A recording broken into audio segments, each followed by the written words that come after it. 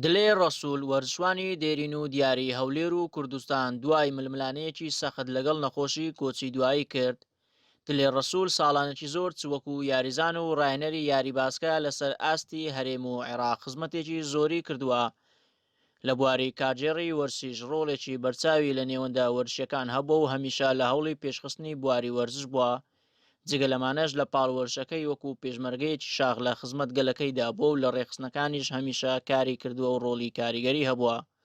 بە ناوی ئەنجومەنی سەرکردایەتی یەکێتی نیشتمانی کوردستان، بە ناوی هەڤاڵانم لە مەڵبەندی سێی یەکێتی نیشتمانی کوردستان لە شاری هەولێر، بە ناوی وەرزشوانانی دێرین پرسە و سەرخۆش خۆمان ئارەسەی ئەو بنەماڵە بەڕێزە ئەو بنەماڵە خۆشەویستە ئەو بنەماڵە وەرزشوانانە دەکەین.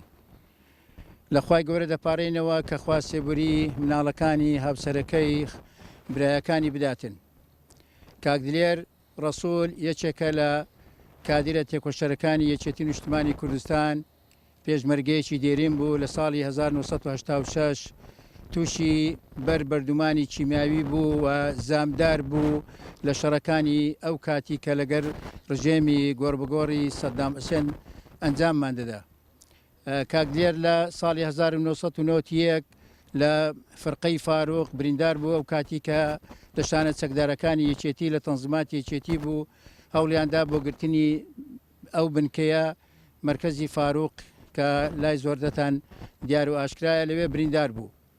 کاک دلێر ڕەسوول یەکێک بوو لە وەرزشوانە دێرینەکان، دەستەی دامەزرێنی یەکێتی دەستەی دامەزرێنی نادیبرایەتی بوو و چەند ساڵ لە نادیبرایەتی ئەندامی دەستەی بەڕێوەبردن بوو و لە ئەنجامی ئەم چەند ساڵەی کە لە نادی بوو توانی خزمەتێکی زۆری وەرزشوانانی شاری هەولێر بکات. ناوی ئەنجومەنی مەڵبەندی پێشمەرگا پرسە سەر خۆشم خۆمان ئاراستەی خانەوادەی کاک دلێ ڕەسوول دەکەین. کاک دلێ ڕەسوول زۆر لەوە گەورەترێ مەبین بە چەند کەلیمەیەک بە چەند وشەیەک باسی بکەین. کاک دلێر ئەو کاتێکە کورد پێویستی بە خوێن بوو بووە پێشمەرگا، ئەو کاتێکە وەرزشوان بوو گەیشتە لوتکەی وەرزشوانە وەرزشوان. دلێ ڕەسوول یەکێک بوو لە وەرزشکارە کوردانەی کە لە ڕیزی هەڵبژاردەی تۆپی باسکەی لاوانی عێراق یاری کردووە. لە ڕاهێنەرایەتیشدا ساڵانێکی زۆر کاری کردووە و چەندان یاریزانی کوڕ و کچی پێگەیاندووە و لە هەمان کاتیش گەلێک دەستکەوتی لە ماوەی کاری ڕاهێنەری بەدەستهێناوە. لە بواری پەروەردەشدا مامۆستا دلێر ڕەسوول خزمەتێکی زۆری کردووە و ماوەیەک بوو ئەم بەهۆی نەخۆشیەوانەی دەتوانی وەکو جاران سەردانی یاریگەکان بکات و لەسەر جێگە کەوتبوو. چەند جارێکیش کەناڵی هەولێری گەلی کوردستان بۆ دڵنیابوون لە تەندروستی ئەم وەرزشکارە سەردانی کردبوو. یەکەم یاریزان بووە لە سەرئاسی هەموو هەر چار پارتەی کوردستان کە لە هەڵبژاردەی عێراق یاری کردووە لە کە سەفەریان کرد لە بۆ یوگۆسلاڤیا. ڕاهێنەری منتەخەب هەولێری بوو، سێ جار یەکەم بوو لەسەر ئاستی لەسەر هەموو یانەکانی عێراق کە ڕاهێنەری یانەی ئەکەدی ڕیاضی بوو. مامۆستا دلێر یاریزانی هەڵبژاردەی هەولێر و هەموو هەرێمی کوردستان بوو.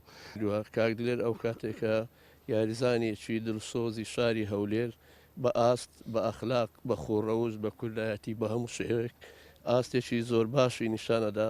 کاک دلێر بەڕاستی ڕەمزێک بوو لە یاری باسکەی شاری هەولێر.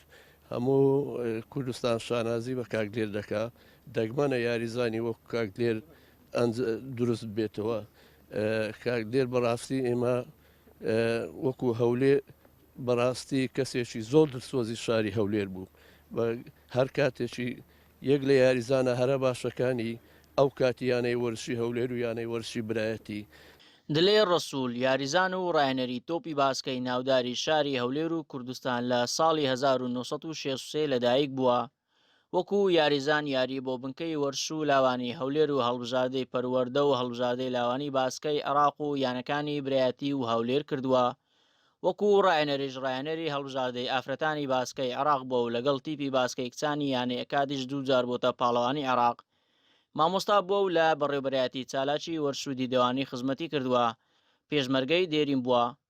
زیاتر لە 10 ساڵ لە دەستەی کاژێڕیانەی برایەتی کاری کردووە.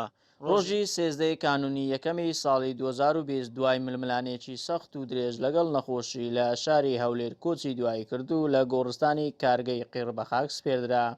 ئومێد ئیبراهیم، گەلی کوردستان، هەولێر.